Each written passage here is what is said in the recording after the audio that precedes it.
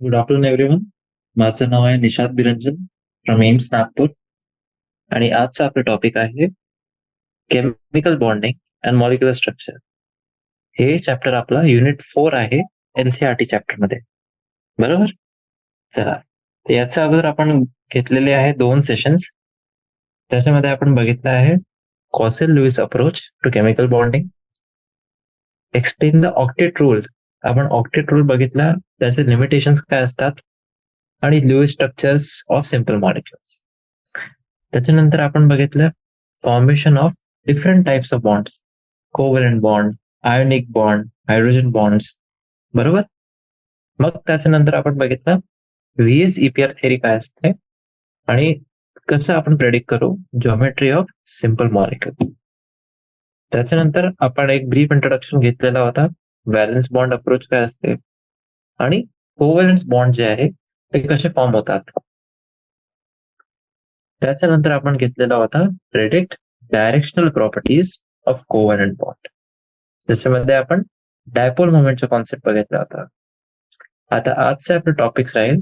सगळ्यात पहिले आपण बघू डिफरंट टाइप ऑफ हायब्रिडायझेशन आणि त्याच्यानंतर एस पी आणि डी ऑर्बिटल्स हायब्रिडायझेशन कसे करतात आपण, आणि मग आपण काही शेप्स काढू सिंपल कोव्हलंट मॉलिक्युल्सचे. त्याच्यानंतर आपण बघू मॉलिक्युलर ऑर्बिटल थेरी काय असते आणि होमोन्यूक्लिअर डायटॉमिक मॉलिक्युल साठी, कॉम्प्लेक्स मॉलिक्युल साठी नाही बघू आपण, फक्त होमोन्यूक्लिअर डायटॉमिक मॉलिक्युल साठी. आणि शेवटचा आपला टॉपिक राहील कॉन्सेप्ट ऑफ हायड्रोजन. बरोबर. चला आता सुरू करूया आपण. चला, आता हे जे आपलं आहे ओव्हरलॅपिंग ऑफ ॲटॉमिक ऑर्बिटल्स, इथून सुरू करू आपण. आता जेव्हा 2 ॲटमचे ऑर्बिटल्स नजदीक येतात टू फॉर्म अ बॉन्ड, त्यांचे जे ओव्हरलॅप असते ते आपलं पॉझिटिव्ह पण असू शकते, नेगेटिव्ह असू शकते आणि 0 पण असू शकते, डिपेंडिंग अपॉन साइन आणि direction of orientation of amplitude of orbital wave function in space. अर्थ काय आहे याचा, की हे जे ओव्हरलॅप झालेलं आहे 2 ऑर्बिटल्स होतात ते आपल्या साइन वर डिपेंड करते. साइन म्हणजे कोणत्या फेज मध्ये आहे ते. आणि दुसरा फॅक्टर कोणता आहे, direction of orientation of amplitude of orbital wave function in the space. Positive and negative sign on boundary surface diagrams हे आपल्याला दाखवलेले आहे फिगर मध्ये. त्याच्यामध्ये आपण बघू शकतो की जे साइन आहे ऑर्बिटल वेव्ह फंक्शनचा ते आपल्याला दिलेलं आहे आणि ते चार्जवर नाही डिपेंड करत. बरोबर. Orbitals forming bond should have same sign and orientation space. ठीक आहे. जे काही ऑर्बिटल्स आपले बॉन्ड बनवत आहे त्यांच्याजवळ आपल्याला एकच साइन पाहिजे, म्हणजे एकच स्पेस मध्ये व्हायला पाहिजे ते, आणि त्याचं जे ओरिएंटेशन आहे आपल्या वातावरणामध्ये स्पेस मध्ये ते पण सारखंच पाहायला पाहिजे. याला आपण म्हणतात पॉझिटिव्ह ओव्हरलॅप. काय म्हणतात याला, positive overlap.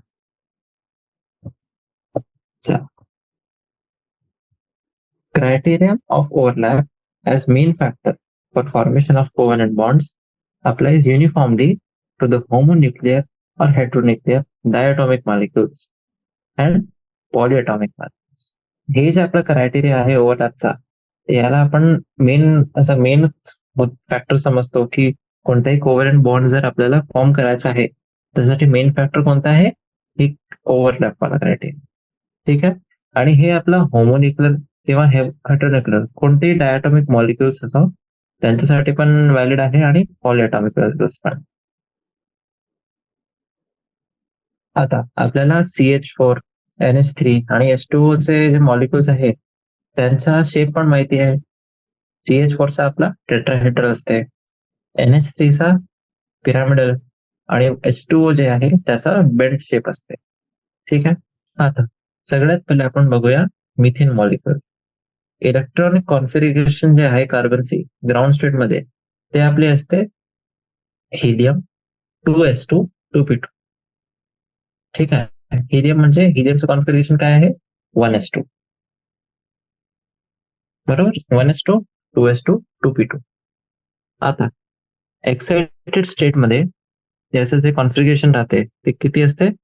Helium 2s1, 2p1, 2px1, 2py1 आणि 2pz1. आता जे आपल्याला एनर्जी हवी आहे हे एक्सायटेशन साठी, ते कशाने कॉम्पेन्सेट होते? By the release of energy due to overlap between orbitals of carbon and the hydrogen. Carbon आणि हायड्रोजनचे ऑर्बिटल जे आहे त्यांचं जे ओव्हरलॅप झालेलं आहे त्याच्यामध्ये एनर्जी रिलीज झालेली होती. हेच एनर्जी आपल्याला लागते एक्सायटेशन साठी कार्बनचं. बरोबर. आता जे आपले 4 ऍटॉमिक ऑर्बिटल्स आहे कार्बनचे, ठीक आहे, आणि प्रत्येक ऑर्बिटल मध्ये एक अनपेड इलेक्ट्रॉन आहे आपल्याजवळ, ठीक आहे. हे आपले ओव्हरलॅप करू शकतात विथ 1s ऑर्बिटल जे आपले 4 हायड्रोजन ॲटम्स होते त्यांच्यासोबत, ठीक आहे, आणि ते पण सिंगल ऑक्युपाइड आहे. याच्याने काय होईल? आता 4 कार्बन हायड्रोजन सिंगल बॉन्ड्स बनेल, ठीक आहे, यांचं फॉर्मेशन होईल. It will, however, be observed that while the 3p orbitals of carbon are at 90 degree to one another, the HCH angle for these will also be 90 degree. म्हणजे ते आपले 3 p orbitals होते कार्बनचे, ते कोणते कोणते होते? px, py आणि pz. म्हणजे 3 ऍक्सेस मध्ये होते ते असे, ठीक आहे. आणि हे आपल्याला माहिती आहे परपेंडिक्युलर टू इच अदर राहतात हे, बरोबर. पण दुसरा पॉइंट हे असं आहे की जे आपला HCH अँगल आहे ते पण याच्यासाठी 90 डिग्री होईल, ठीक आहे. म्हणजे जे आपले CH बॉन्ड्स आहेत 3, ते आपले एक दुसऱ्यांसोबत 90 डिग्री अँगल मध्ये राहणार. जे आपलं 2s ऑर्बिटल आहे कार्बनचा आणि 1s ऑर्बिटल आहे हायड्रोजनचा, ते आपले स्पेरिकली सिमेट्रिकल राहतात आणि ते कोणत्याही डायरेक्शन मध्ये ओव्हरलॅप करू शकतात. म्हणूनच आपण जे चौथा आपला कार्बन हायड्रोजन बॉन्ड आहे त्याची डायरेक्शन माहिती नाही करू शकतो. आता हे जे डिस्क्रिप्शन आहे ते आपला टेट्राहेड्रलचे अँगल आपण बघितले होते, HCH अँगल्स 109.5 डिग्री, त्याच्यामध्ये फिट नाही होते, ठीक आहे. म्हणजे याचा अर्थ काय आहे की जे आपला सिंपल अटॉमिक ऑर्बिटल आपण बघूया त्यांचं जे ओव्हरलॅप असते ते आपल्या अकाउंट मध्ये नाही घेते जे डायरेक्शनल कॅरेक्टरिस्टिक्स आहे बॉन्ड्सची CH4 मध्ये. तसंच आपला NH3 आणि H2O साठी जे अँगल्स आपले व्हायला पाहिजे होते 90 डिग्री व्हायला पाहिजे होते, पण जे ऍक्च्युअल बॉन्ड अँगल्स आहे ते NH3 मध्ये किती आहे? 107 डिग्री आणि H2O मध्ये किती आहे? 104.5 डिग्री. याचा अर्थ हे आहे की जे आपला हायपोथेसिस आहे, जे आपलं एक्सप्लेनेशन आहे याच्यासाठी ते बरोबर नाही आहे, ठीक आहे. हे झालं आपला ओव्हरलॅपिंग कॉन्सेप्ट. आता आपण बघूया types of overlapping and nature of covalent bond. Covalent bond जे आपलं असते त्याला आपण 2 टाइप्स मध्ये क्लासिफाय करू शकतो, ठीक आहे, डिपेंडिंग अपॉन त्यांचा टाइप्स ऑफ ओव्हरलॅपिंग कोणते आहे. एक असते आपलं सिग्मा बॉन्ड आणि दुसरं असते पाय बॉन्ड. सिग्मा बॉन्ड काय असते हे बघूया आपण. This type of covalent bond is formed by end to end overlap of bonding orbitals along the internuclear axis. This is called as head-on overlap or axial overlap. This can be formed by any one of the following types of combinations of atomic orbitals. चला, म्हणजे हे कोणत्या टाइपचा कोव्हलंट bond आहे याच्यामध्ये काय होते? End to end hybridisation होते, ठीक आहे. एंड टू एंड आपला ओव्हरलॅप असते बॉन्डिंग ऑर्बिटलचा, म्हणजे हेड ऑन ओव्हरलॅप आहे. इंटरन्युक्लिअर ऍक्सेस असं नाही की कोणते दुसरे ऍक्सेस मध्ये किंवा प्लेन मध्ये आहे, हे जे आपले इंटरन्युक्लिअर ऍक्सेस आहे त्याचं अलॉंग आहे, बरोबर. आणि याला पण काय म्हणतात? हेड ऑन ओव्हरलॅप किंवा ऍक्सियल ओव्हरलॅप. आता कोणत्या कोणत्या हायब्रिड ओव्हरलॅपनी आपला सिग्मा बॉन्डचा फॉर्मेशन होईल ते बघा. सगळ्यात पहिले आपला आहे SS ओव्हरलॅप आहे, ठीक आहे. याच्यामध्ये काय असते? जे आपले 2 हाफ फिल्ड S ऑर्बिटल्स होते त्यांचा ओव्हरलॅप होते अलॉंग द इंटरन्युक्लिअर ऍक्सेस. जसं की इथे बघा, हे आपल्याजवळ एक S ऑर्बिटल आहे आणि हे दुसरा वाला आहे. S orbital plus S orbital हे झाला आपला SS ओव्हरलॅपिंग. कोणता आहे हे वाला जे आहे हे झालं आपला एस एस ओव्हरलॅपिंग. बरोबर. हे वाला जे बॉन्ड इथे बनलेला आहे या सिच्युएशन मध्ये, हे आहे आपला सिग्मा बॉन्ड. ठीक आहे. चला, तर सगळ्यात पहिले आपण बघितलं एस एस ओव्हरलॅपिंग. दुसरं आपण बघू. दुसरं राहते S P overlap. S orbital spherical राहते आणि पी ऑर्बिटल जे आहे ते आपल्याला माहिती आहे डम्बेल शेप राहते. तर हे ओव्हरलॅप कोणत्या ऑर्बिटल्सच्या मदत होते? हाफ फिल्ड एस ऑर्बिटल एक ऍटमचे आणि दुसरे ऍटमचे हाफ फिल्ड पी ऑर्बिटल्स. बरोबर. इथे बघा पिक्टोरियल रिप्रेझेंटेशन दिलेलं. S orbital plus P orbital आपल्याला काय भेटते? S P overlapping. चला, समजलं. नेक्स्ट बघूया आपण पी पी ओव्हरलॅप. एक झाला आपला एस एस ओव्हरलॅपिंग. त्याच्यानंतर आपण बघितलं एस पी ओव्हरलॅप आणि आता आपण बघू P P overlapping. P P overlapping मध्ये काय होते? जे आपले दोन हाफ फिल्ड पी ऑर्बिटल्स आहेत, दोन अप्रोचिंग ऍटम्सचे, त्यांच्या मधात ओव्हरलॅप होते. जसं की इथे बघा, हे डायग्राम मध्ये तुम्ही बघू शकता, एक पी ऑर्बिटल आहे आणि हे दुसरा पी ऑर्बिटल आहे. हे दोन ऍटम जे आहेत ते एकमेकांजवळ अप्रोच करत आहे. ठीक आहे. यांचं ओव्हरलॅप होते, आपल्याला भेटते पी पी ओव्हरलॅप. बरोबर. हे झालं आपला पी पी ओव्हरलॅप. हे होते आपले तीन प्रकारचे सिग्मा बॉन्डचे ओव्हरलॅप. सगळ्यात पहिले आपण बघितलं एस एस ओव्हरलॅप, त्याच्यानंतर आपण बघितलं एस पी ओव्हरलॅप आणि शेवटचा आपला होता पी पी ओव्हरलॅप. बरोबर. नेक्स्ट असतं आपला पाय बॉन्ड. आता पाय बॉन्डचा काय अर्थ आहे? आता पाय बॉन्डच्या फॉर्मेशन मध्ये ऍटॉमिक ऑर्बिटल्स असे ओव्हरलॅप करतात की त्यांचे जे ऍक्सिस आहे ते आपली पॅरल राहते एकमेकांना आणि परपेंडिक्युलर राहते न्यूक्लिअर, जे आपली इंटरन्यूक्लिअर ऍक्सिस होती त्यासाठी. ठीक आहे. की जे आपले ऍटॉमिक ऑर्बिट्स ओव्हरलॅप कसे करतात इन सच अ वे, त्यांचे जे ऍक्सिस आहे ते पॅरल असते एक आणि परपेंडिक्युलर असते इंटरन्यूक्लिअर ऍक्सिसला. ते आपण डायग्राम मध्ये बघू. आता जे ऑर्बिटल्स आपले बनतात ड्यू टू साइडनेस ओव्हरलॅपिंग, त्यांच्यामध्ये दोन सॉसर टाईप चार्ज क्लाउड्स असतात. ठीक आहे. दोन सॉसर टाईप चार्ज क्लाउड्स असतात अबव आणि below the plane of participating atom. बघायचं हे डायग्राम सगळे कॉन्सेप्ट आपले क्लिअर होईल. एक आहे आपलं पी ऑर्बिटल फर्स्ट ऍटमचा, दुसरा आहे हे वाला पी ऑर्बिटल. ठीक आहे. जे आपली इंटर न्यूक्लिअर ऍक्सिस ते कोणती आहे? ठीक आहे. हे वाली आहे आपली इंटर न्यूक्लिअर ऍक्सिस.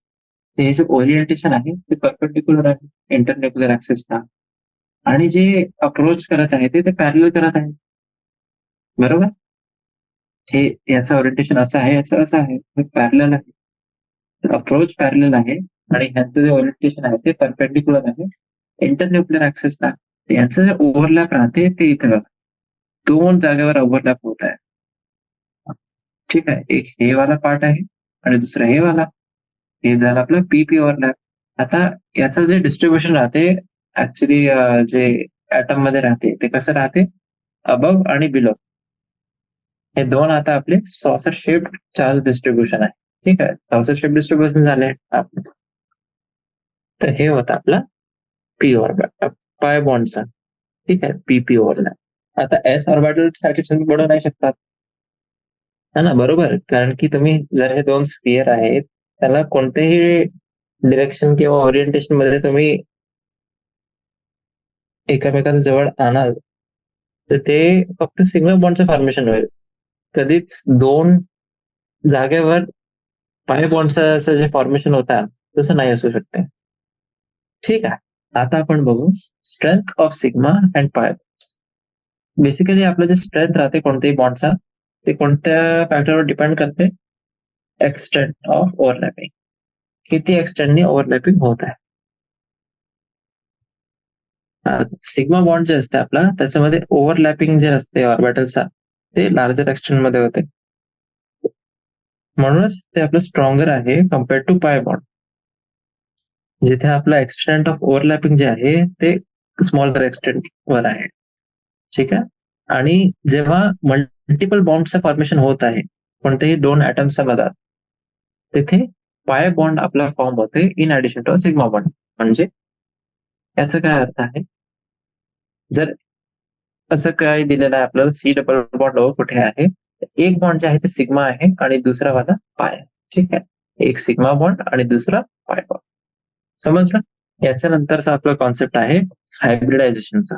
हे आपल्याला जिओमेट्रिकल शेप्स माहिती करायला होते, जे पॉलिएटॉमिक मॉलिक्युल्स आहे CH4, NH3, H2O. पॉलिंग साहेब होते, त्यांनी इंट्रोड्यूस केलं concept of hybridization. According to him, atomic orbitals combine to form new set of equivalent orbitals known as hybrid orbitals. त्यांचं काय म्हणणं होतं की atomic orbitals जे असतात ते कंबाईन होऊन जातात आणि ते नवीन इक्विव्हॅलंट ऑर्बिटल्स बनवतात. ठीक आहे. नवीन इक्विव्हॅलंट ऑर्बिटल्स, आणि त्यांना आपण काय म्हणतात, हायब्रिड ऑर्बिटल. ठीक आहे. Unlike pure orbital, hybrid orbitals are used in bond formation. तर आपले जे बॉन्ड फॉर्मेशन आहे त्याच्यामध्ये प्युअर आपले जे ऑर्बिटल्स होते ऍटम्सच्या मध्ये ते नाही युज होतात, पण कोणते वाले ऑर्बिटल्स बॉन्ड फॉर्म करतात ते असते आपले हायब्रिड ऑर्बिटल. हेच जे फिनॉमिना आहे त्याला आपण म्हणतात हायब्रिडायझेशन. आणि त्याला आपण कसं डिफाईन करू शकतो, defined as process of intermixing of orbitals of slightly different energies so as to redistribute their energy, resulting in the formation of new set of orbitals of equivalent energies and shape. ठीक आहे. हायब्रिडायझेशनचा अर्थ काय आहे, process of intermixing of orbitals of slightly different energy राहतात त्यांच्यामध्ये, so as to redistribute their energies, resulting in the formation of new set of orbitals. आणि हे जे नवीन सेट आहे ऑर्बिटलचा त्यांची इक्विव्हॅलंट एनर्जी राहते आणि शेप. फॉर एक्झाम्पल, जेव्हा एक 2s आणि 3 2p ऑर्बिटल्स कार्बनचे हायब्रिडाइज होतात, तेव्हा नवीन 4 sp3 ऑर्बिटलचा हायब्रिड ऑर्बिटल्सचा फॉर्मेशन होतं. बरोबर. हे एक्झाम्पल बघा, ते काय म्हटलेलं आहे आपल्याला, एक 2s ऑर्बिटल आहे आणि 3 2p ऑर्बिटल्स आहे कार्बनचे, त्यांचं हायब्रिडायझेशन होत आहे. तर तेव्हा फॉर्मेशन होत आहे 4 नवीन sp3 ऑर्बिटल्सचा. ठीक आहे. आता आपण बघू सॅलेंट फीचर्स ऑफ हायब्रिडायझेशन. हायब्रिडायझेशनचे आपले फीचर्स कोणते कोणते आहे, काय कॅरेक्टरिस्टिक्स राहतात, हे जे आपला हायब्रिडायझेशन होते त्याच. बरोबर. ठीक आहे. जे आपण नंबर ऑफ हायब्रिड ऑर्बिटल्स आहे ते राहते equal to number of atomic orbitals that get hybridized. म्हणजे इथे नवीन आपले हायब्रिड ऑर्बिटलचं फॉर्मेशन होत आहे ते इक्वल टू कोणती क्वांटिटीला राहते, नंबर ऑफ ॲटॉमिक ऑर्बिटल्स जे हायब्रिडाइज होत आहे. ठीक आहे. दुसरा पॉईंट बघा, the hybridized orbitals are always equivalent in energy and shape. ठीक आहे. जे आपले हायब्रिडाइज झालेले ऑर्बिटल्स आहे ते दरवेळा इक्विव्हॅलंट राहतात एनर्जी आणि शेप मध्ये, सारखीच एनर्जी आणि शेप राहतात त्याचे. ठीक आहे. तिसरा पॉईंट बघा, hybrid orbitals are more effective in forming stable bonds than the pure atomic orbitals. हे जे आपले हायब्रिड ऑर्बिटल्स बनलेले आहे ते आपले जास्त इफेक्टिव्ह राहतात forming stable bonds compared to आपले प्युअर ॲटॉमिक ऑर्बिटल्स आहेत त्यासाठी. फोर्थ पॉईंट बघा, जे आपले हे हायब्रिड ऑर्बिटल्स आहे ते स्पेस मध्ये असे डायरेक्टेड आहे काहीतरी आपले स्पेसिफिक प्रेफर्ड डायरेक्शन मध्ये, की त्यांच्या मधात मिनिमम रिपल्शन होईल. ठीक आहे. जे आपले इलेक्ट्रॉन पेअर्स आहे त्यांच्या मधात मिनिमम रिपल्शन होईल आणि म्हणूनच आपलं एक स्टेबल जे अरेंजमेंट आहे त्याचं फॉर्मेशन होते. म्हणूनच जे आपलं टाइप ऑफ हायब्रिडायझेशन आहे ते आपलं काय इंडिकेट करते, जॉमेट्री ऑफ द मॉलिक्युल्स. जर आपण हे बघितलं की अच्छा हे वाला मॉलिक्युल आहे याच्यामध्ये असं हायब्रिडायझेशन झालेलं आहे, तर त्याचा शेप आपण प्रेडिक्ट करू शकतो. हे होते आपले काही सायलेंट फीचर्स ऑफ हायब्रिडायझेशन. त्याच्यानंतर आपण बघू इम्पॉर्टंट कंडिशन्स फॉर हायब्रिडायझेशन. ठीक आहे. हे कंडिशन जे आहे ते आपली फुलफिल व्हायलाच पाहिजे तर हे कंडिशन फुलफिल नाही होत आहे म्हणजे हायब्रिडायझेशन असू नाही शकत. सगळ्यात पहिले पॉईंट बघा, the orbitals present in the valence shell of the atom are hybridized. ठीक आहे, कोणत्याही ॲटमचं जे व्हॅलन्स शेल आहे त्याच्यामध्ये जितके ऑर्बिटल्स आहेत ते आपले हायब्रिडाइज होतात. दुसरा, orbitals undergoing hybridisation should have almost equal energy. ठीक आहे, म्हणजे जे ऑर्बिटल्सचं हायब्रिडायझेशन होत आहे त्यांची एनर्जी ऑलमोस्ट इक्वल व्हायला पाहिजे. तिसरा पॉईंट बघा, promotion of electron not essential condition prior to hybridization. म्हणजे हायब्रिडायझेशनचा अगोदर असं नाही आहे की इलेक्ट्रॉनचं प्रमोशन व्हायलाच पाहिजे, ते आपली एसेन्शियल कंडिशन नाही आहे. ठीक आहे, लास्ट कंडिशन बघा, it is not necessary that only half-filled orbitals participate in hybridization. In some cases, even filled orbitals of valence shell take part in hybridization. म्हणजे असं काही जरुरी नाही आहे की फक्त जे आपले हाफ फिल्ड ऑर्बिटल्स आहे तेच हायब्रिडेशन मध्ये पार्टिसिपेट करणार. जे आपले फिल्ड ऑर्बिटल्स राहतात व्हॅलेन्स शेलचे ते पण आपला बॉन्ड पडू शकतात, हायब्रिडायझेशन अंडरगो करू शकतात. ठीक आहे, आता सगळ्यात पहिले आपण बघितला होता सॅलियंट फीचर्स ऑफ हायब्रिडायझेशन. त्याच्यानंतर आपण बघितलं आता important conditions for hybridisation. Next आपण बघू टाइप्स ऑफ हायब्रिडायझेशन. ठीक आहे, कोणते कोणते टाइप्स आहे हायब्रिडायझेशन. हे जे हायब्रिडायझेशनचे टाइप्स आहे त्याच्यामध्ये कोणते कोणते इन्व्हॉल्व्ह करतात, एस, पी आणि डी ऑर्बिटल्स. ठीक आहे, तर जे आपलं पहिलं हायब्रिडायझेशन आहे ते आहे एसपी हायब्रिडायझेशन. याच्यामध्ये काय होते, mixing of 1s and 1p orbital resulting in the formation of 2 equivalent sp hybrid orbitals. म्हणजे याच्यामध्ये काय होते, एक s आणि एक p ऑर्बिटल येते आणि ते काय फॉर्म करतात, 2 equivalent sp hybrid orbitals equivalent असतात. बरोबर, सुटेबल ऑर्बिटल्स कोणते कोणते आहेत एसपी हायब्रिडेशन साठी, आपले सुटेबल ऑर्बिटल्स कोणते कोणते आहेत. एक आहे आपला एस आणि दुसरा आहे पी झेड. ठीक आहे, जर हायब्रिड ऑर्बिटल्सला along the X axis lie करायचं आहे, प्रत्येक एसपी जे हायब्रिड ऑर्बिटल आहे त्याचा 50% एस कॅरेक्टर राहते आणि 50% पी राहते. ठीक आहे, such a molecule in which central atom is SP hybridized and linked directly to two other atoms possesses linear structure. म्हणजे असं मॉलिक्युल ज्याच्यामध्ये सेंट्रल ॲटमचा हायब्रिडायझेशन काय आहे, आपलं एसपी हायब्रिडायझेशन आहे आणि ते डायरेक्टली दोन दुसरे आपले सेंट्रल ॲटम्सनी लिंक्ड आहे, त्याची जॉमेट्री कशी असते, लिनियर जॉमेट्री.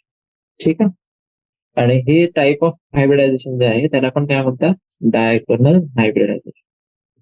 कोणतं हायब्रिडायझेशन, डायगोनल हायब्रिडायझेशन. बरोबर, आता जे आपले दोन एसपी हायब्रिड्स आहेत ते आपले कोणत्या डायरेक्शन मध्ये पॉइंट करतात, opposite direction along the Z axis. आणि जे आपले प्रोजेक्टिंग पॉझिटिव्ह लोब आहे आणि very small negative lobes which provide more effective overlapping resulting in the formation of stronger bond. आता एसपी हायब्रिडायझेशन वाले जे मॉलिक्युल्स आहे त्याचा एक्झाम्पल कोणतं कोणतं. फर्स्ट आहे आपलं BeCl2 beryllium chloride. Ground state electronic configuration जे आहे बेरिलियमचे ते काय आहे, 1s2 2s2. एक्साइटेड स्टेट मध्ये जे आपला 2s इलेक्ट्रॉन्स आहे त्याच्या मदतला एक एक एक जे इलेक्ट्रॉन आहे ते प्रमोट होऊन जाते टू वॅकंट 2p ऑर्बिटल, कारण की त्याची जे बायव्हॅलन्सी आहे त्याला काउंट करावं लागेल. एक 2s आणि एक 2p ऑर्बिटल हायब्रिडाइज होतात आणि काय फॉर्मेशन होते, दोन sp हायब्रिडाइज ऑर्बिटलचं फॉर्मेशन होते. हे जे दोन sp हायब्रिड ऑर्बिटल्स आहेत ते आपले ऑपोजिट डायरेक्शन मध्ये रोटेट होतात आणि किती अँगल फॉर्म होते, 180 डिग्री. प्रत्येक जे sp हायब्रिडाइज्ड ऑर्बिटल आहे ते ओव्हरलॅप करते with 2p orbital of chlorine axially. Axially म्हणजे अलॉंग द ऍक्सिस. आणि फॉर्म करते 2 BeCl सिग्मा बॉन्ड्स. ठीक आहे, हे फिगर 4.10 मध्ये दिलेलं आहे. एक्स, वाय आणि झेड ऍक्सिसला हे एक आपला एस ऑर्बिटल आहे. दुसरं जे ऑर्बिटल आहे पी ऑर्बिटल, ते अलॉंग झेड ऍक्सिस आहे. त्याचं जे हायब्रिडायझेशन होत आहे, इथे आता 2 ऑर्बिटल्स फॉर्म होत आहे, पॉझिटिव्ह पॉझिटिव्ह आणि नेगेटिव्ह नेगेटिव्ह. तर हे आहे आपले लिनियर बेरिलियम sp हायब्रिड. आणि अँगल किती आहे? 180 डिग्री. खालती बघा, खालती आता क्लोरीनचे पण 2 ऑर्बिटल्स येत आहे.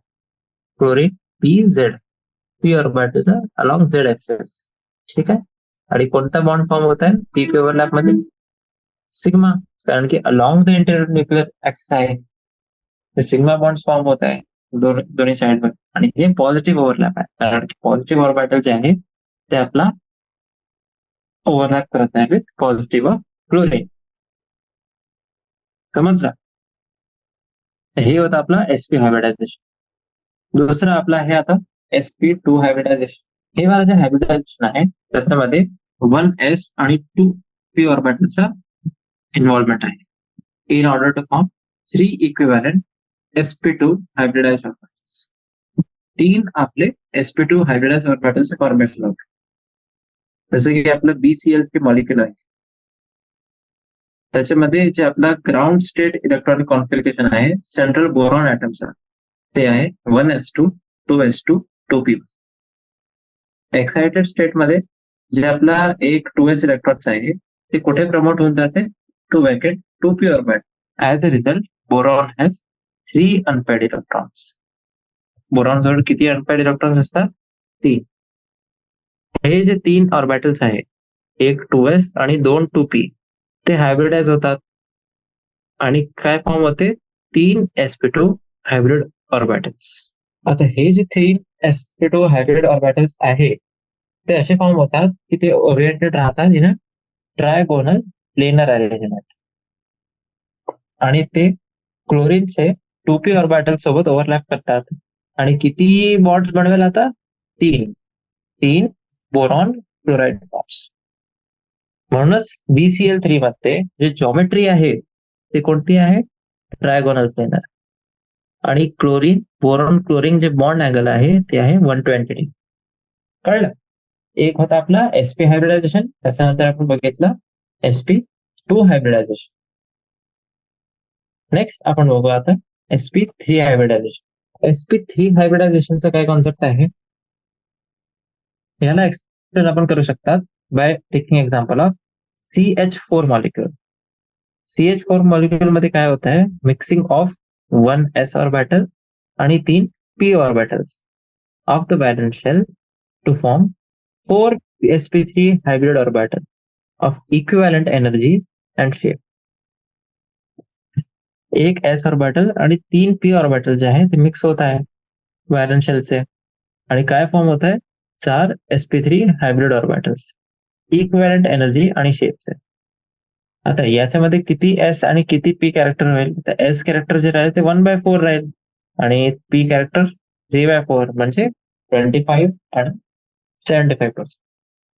प्रत्येक sp3 हायब्रिड ऑर्बिटल मध्ये. ठीक आहे, कारण की जे आपले हायब्रिड ऑर्बिटल फॉर्म झाले ते आपण बघितलेलं होतं की ते इक्विव्हॅलंट असतात एनर्जी मध्ये पण आणि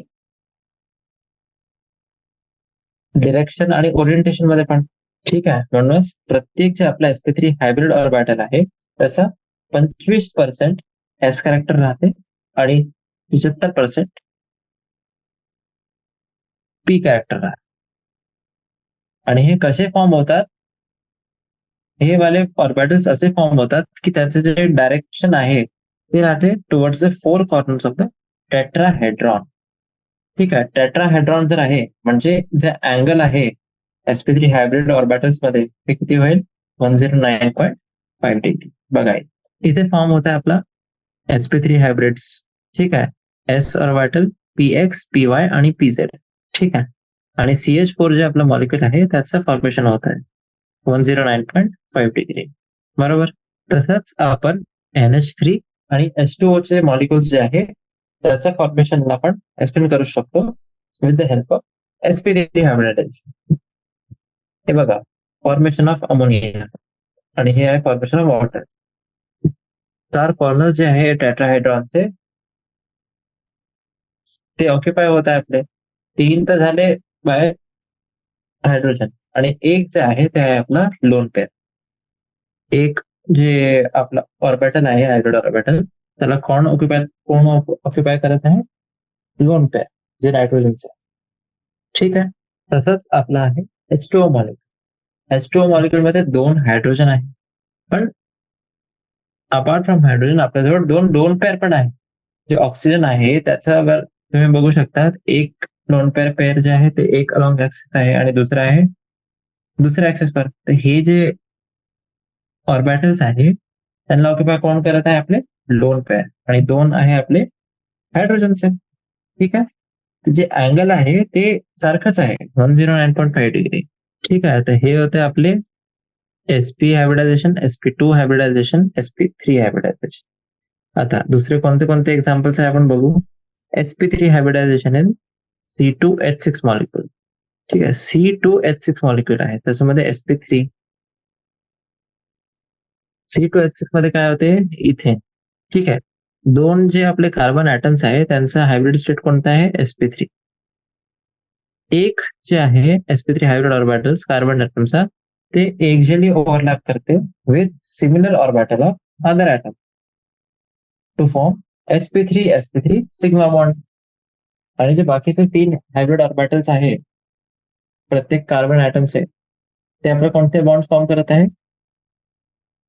sp3s sigma bond with hydrogen atom. म्हणूनच इथेन मध्ये जे कार्बन कार्बन बॉन्ड लेंथ आहे ते 154 पिकोमीटर आहे आणि प्रत्येक CH बॉन्ड लेंथ जे आहे ते आहे 109 पिकोमीटर. ठीक आहे. तर हे झालं आपलं C2H6 मध्ये sp हायब्रिडायझेशन. त्याच्यानंतर C2H4. C2H4 मध्ये आहे आपला sp2 हायब्रिडायझेशन.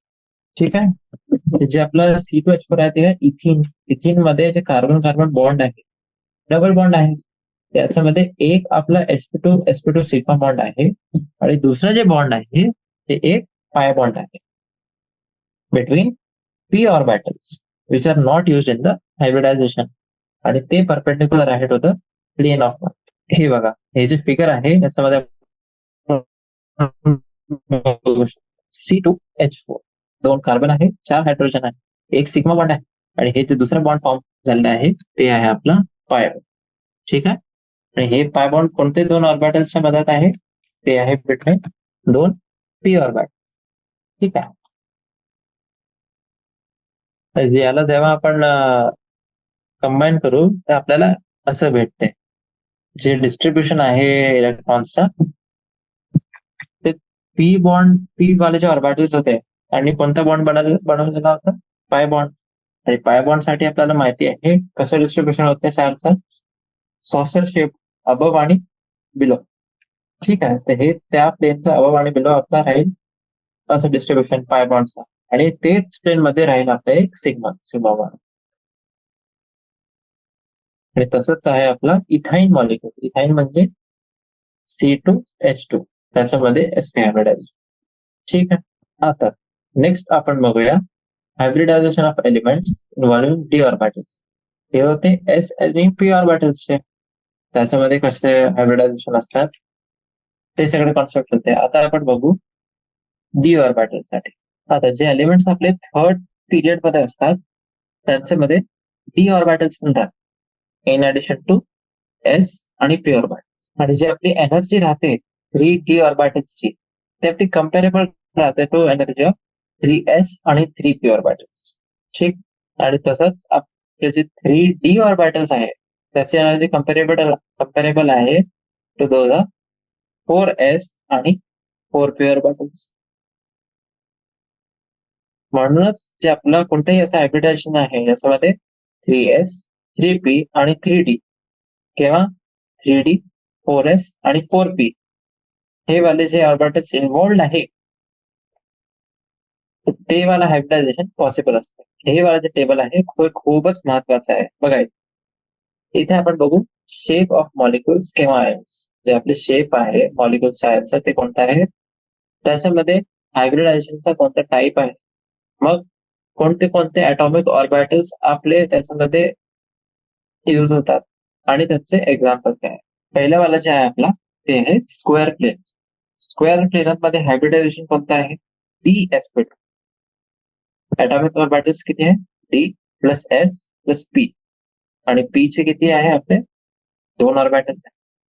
तसंच आपला आहे एक्झाम्पल त्याचा NiCN4 2 आणि PtCl4 2 ठीक आहे. दुसरं बघा ट्रायगोनल बायपिरामिडल. याचं हायब्रिडायझेशन कोणतं आहे, sp3d. ऍटॉमिक ऑर्बिटल्स कोणते कोणते आहे आपले, s plus p plus d, आणि इथे p चे किती आहे 3 ऑर्बिटल्स आहे. एक्झाम्पल्स कोणते कोणते आहे याच्यामध्ये, pf5 आणि pcl5. ठीक आहे. तसंच आपलं आहे स्क्वेअर पिरामिडल. स्क्वेअर पिरामिडल मध्ये हायब्रिडायझेशन कोणतं असते, sp3d2.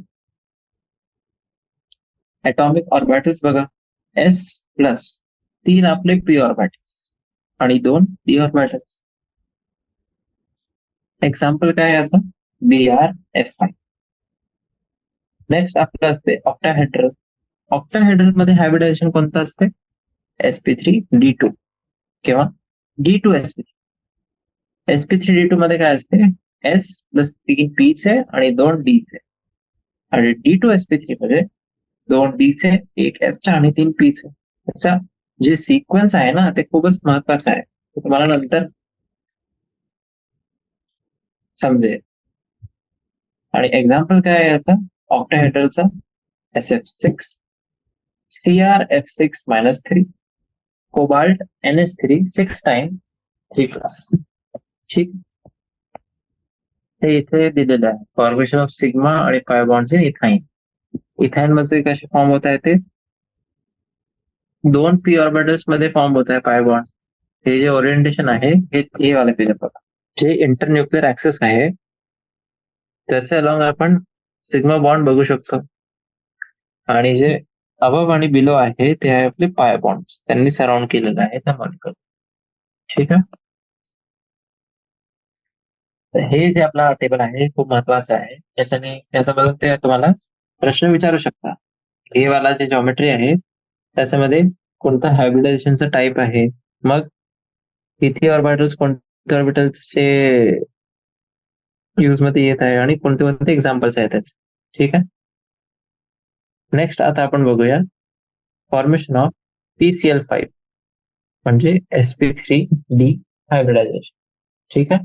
आपल्याला ग्राउंड स्टेट आणि एक्साइटेड स्टेटचे आउटर इलेक्ट्रॉनिक कॉन्फिगरेशन जे आहे फॉस्फरसचं ते दिलेलं आहे. फॉस्फरसचा ॲटॉमिक नंबर काय आहे 15. बघा फॉस्फरस ग्राउंड स्टेट मध्ये कसं असते, त्याचं कॉन्फिगरेशन राहते 1s2 2s2 2p6 3s2 3p3. ठीक आहे. हे सगळे जे आपले आहे बाकीचे ते आपले पेअर्ड आहे, पण हे जे आहे 3p3 ते अनपेअर्ड आहे आपला. बघा त्याच्यामध्ये एक इलेक्ट्रॉन्स आहे फक्त, आणि 3 d ऑर्बिटल्स पण आहे आपल्याजवळ 5. ठीक आहे. एक्साइटेड स्टेट मध्ये काय होते, जे आपला एक s चा इलेक्ट्रॉन आहे पेअर्ड ते पण d ऑर्बिटल मध्ये जाते. PCl5 मध्ये काय होतं, आपल्याजवळ 5 क्लोरीनचे इलेक्ट्रॉन्स आहे. ठीक आहे. ते येतात, हे प्रत्येक जे एक s आपला 3 p आणि 1 d ऑर्बिटल आहे तिथे जातात ते आणि बॉन्ड फॉर्म करतात. बरोबर. हे जे 5 आपले ऑर्बिटल्स होते ते अवेलेबल होते हायब्रिडायझेशन साठी. तर आपल्याला 5 काय भेटले, sp3d हायब्रिड ऑर्बिटल्स, आणि ते कुठे कुठे डायरेक्टेड आहे आपले towards 5 corners of trigonal bipyramidal. बघा इथे ट्रायगोनल बायपिरामिडल कसं आलं आहे, एक फॉस्फरस आहे ट्रायगोनल म्हणजे हे वाले 3 आहे ते ट्रायगोनल मध्ये आहे, आणि बायपिरामिडल हे जे 2, एक वरचा आणि खालचा, हे जे 2 आहेत आपले ट्रायगोनल बायपिरामिडल, आणि एक ट्रायंगल जे आहे ते 10 मध्ये. आणि जे सगळे जे आपले बॉन्ड अँगल्स आहे ते इक्विव्हॅलंट नाही असतात. ठीक आहे. जे आपले 5 sp3 डी ऑर्बिटल्स आहे फॉस्फरसचे, ते आपले ओव्हरलॅप करतात सिंगल ऑक्युपाइड पी ऑर्बिटलला क्लोरीन ॲटम, आणि काय फॉर्म करतात ते 5 फॉस्फरस क्लोरीन सिग्मा बॉन्ड्स. तसंच 3 जे आपले फॉस्फरस क्लोरीन बॉन्ड आहे ते आपले एक प्लेन मध्ये आहे, आणि त्याचा अँगल काय आहे, ते आहे आपला 120 विथ इच अदर. हे वाले जे बॉन्ड्स आहे त्यांना आपण म्हणतात इक्वेटोरियल बॉन्ड्स. कोणते बॉन्ड्स? इक्वेटोरियल बॉन्ड्स, कारण की ते इक्वेटर मध्ये. जे बाकीचे दोन आपले पीसीएल बॉन्ड्स आहे, एक वरती आणि एक जे खालती आहे बिलो द इक्वेटोरियल प्लेन, ते आपले बनवतात 90 डिग्री अँगल प्लेन सोबत. आणि हे वाले जे बॉन्ड्स आहे त्यांना आपण म्हणतात एक्झियल बॉन्ड्स. ठीक आहे. एक झाले आपले इक्वेटोरियल बॉन्ड्स आणि दुसरे झाले एक्झियल बॉन्ड्स.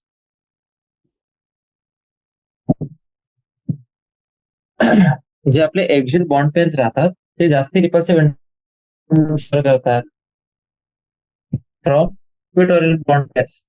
म्हणून एक्झियल बॉन्ड आहे ते लॉंगर राहतात आणि वीकर पण राहतात. ठीक आहे. कमजोर पण राहतात कम्पेअर टू. आणि आपला कारण की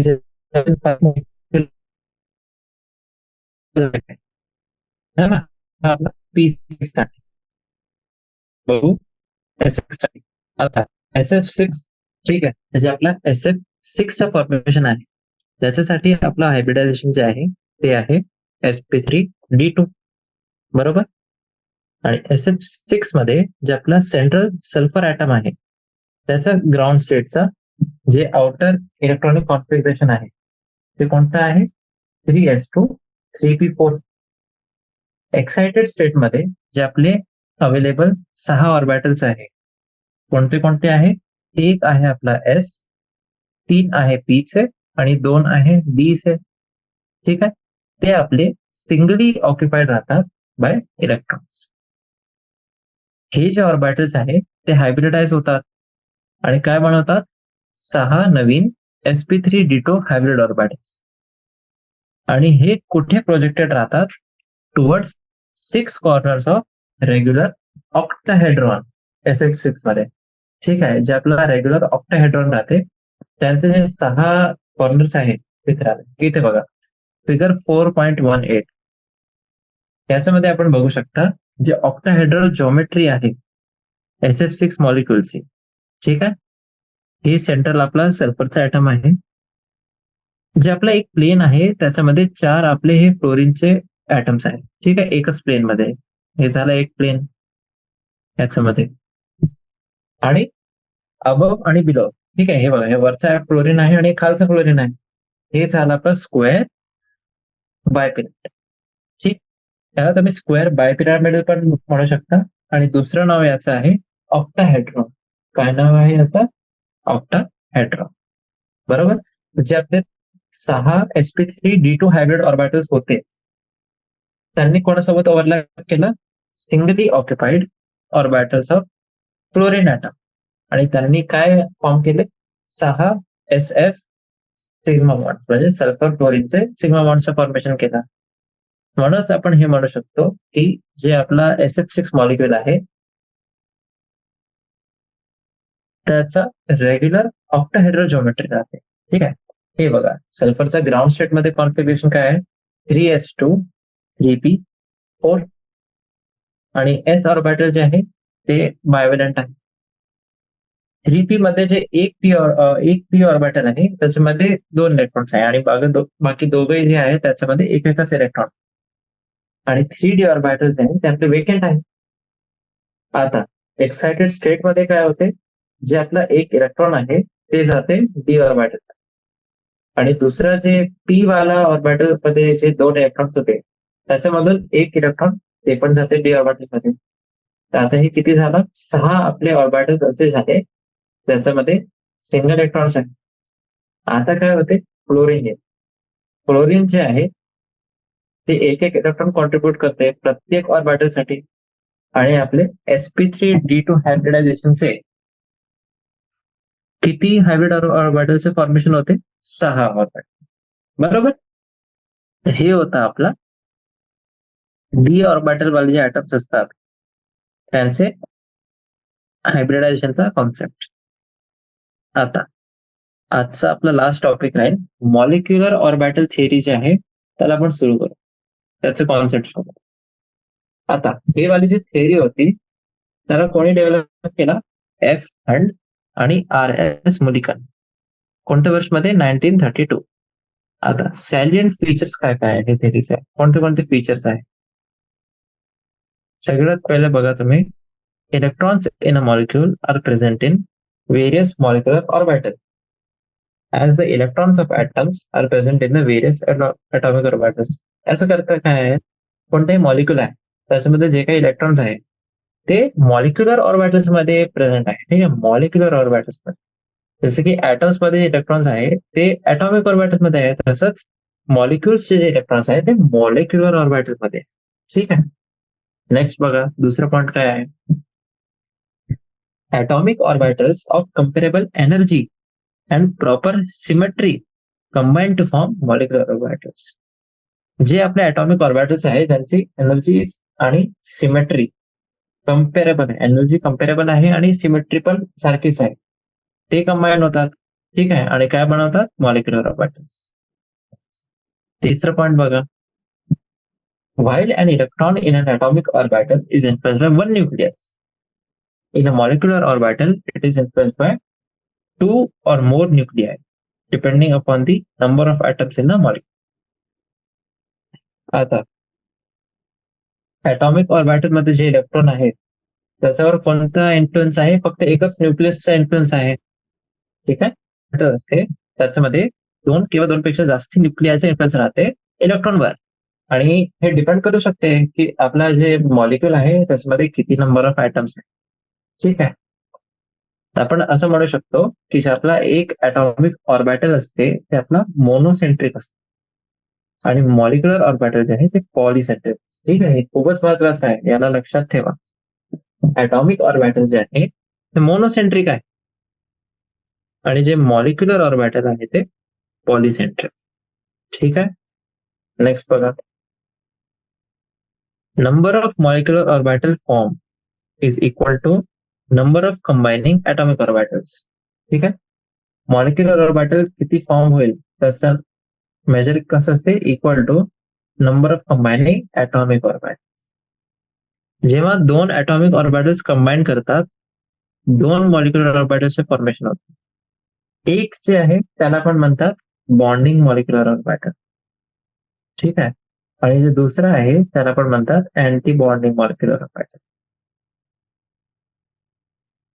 तर दोन ऍटॉमिक ऑर्बिटल कंबाईन झाले, किती मॉलिक्युलर ऑर्बिटल्स बनले? दोन.